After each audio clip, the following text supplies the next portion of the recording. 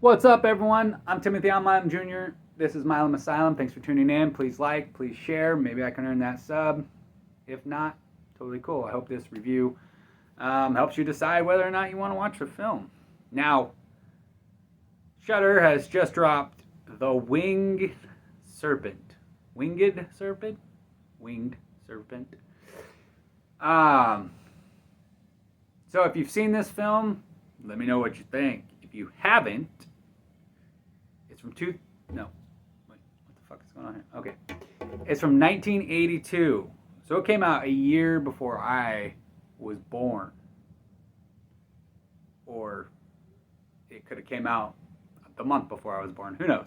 I was born in 1983, but anyways, this came out in the year of 1982. What month? I'm not sure. It's a 93-minute runtime. It's got 4 skulls. It's called Q, the Winged Serpent. Now, the Q on the picture just looks like a snake. So you wouldn't really assume that's part of the title. But when you look at it, it says Q dash the Winged Serpent. It's in English. This stars David Carradine. Yes. I don't know any of the actors in the film, but David Carradine's in it. So that's all you have to say, right? And that's enough to get you to watch it. Correct? And it's funny how he's bald even in this film. He's got that little tiny bald spot on top of his head.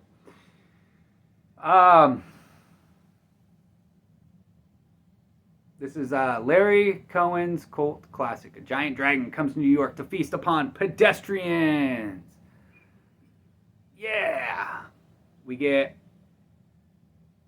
some booby shots in this film, so no kids. A lot of cursing, so no kids. And unless you're okay with those two things, awesome. This thing, they do a lot of close-up action shots of this thing, so you don't really get to see it, which is clever for the most part because they're trying to make it scary. And you gotta remember this is 1982. And then when they do show the serpent, it's obviously in some kind of claymation stop form or stop motion. And then other times, they're probably still using the same thing, but a lot of obviously projected screens standing in front of, and certain things like that. There is a lot of confusing elements to this film, but not so much you don't understand what's going on. It's a very straightforward film. However, there's a lot of things in here that's like, there's blood raining down on top of the citizens of New York, and people are like, what? And then that totally gets thrown out the window, and no one even, cops aren't involved in nothing. There's a foot laying in the middle of the street, when everyone's freaking out.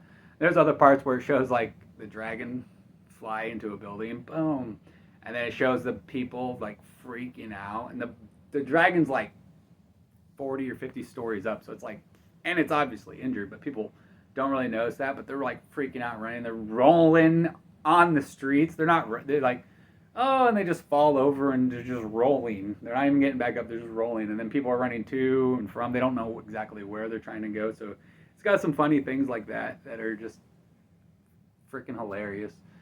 It was a super fun film, although, however, I will say they could have cut it down a lot and saved us from getting bored and looking at our watches and our thing. But I mean, imagine if you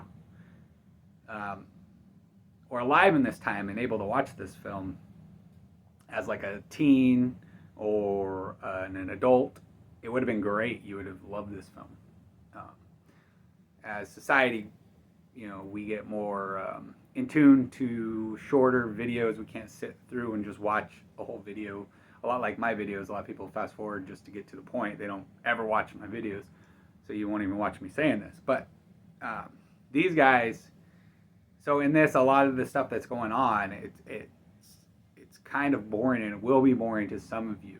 But if you guys love great classics, this is a perfect film for you. You will actually absolutely love it. There's nothing to really draw you back to it. Like, you won't want to watch it again after you watch it the first time. There's just not a whole lot to it. Nothing that really grabs you and wants to even have you buy it and put it in part of your thing. Because you would never watch it again.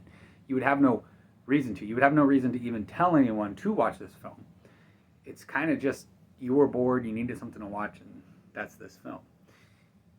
So having said that, I'm going to slap the score with it's a 7.5, only because it is a great film, but the rewatchability on it is very minimal, and you telling anyone else about it is very minimal. You're not going to be like, oh, have you seen that David Carradine film where there's a dragon? You got to watch it. You're never going to say that to somebody. So, anyway, that's your review. I'm Timothy Alman Jr. Until next time,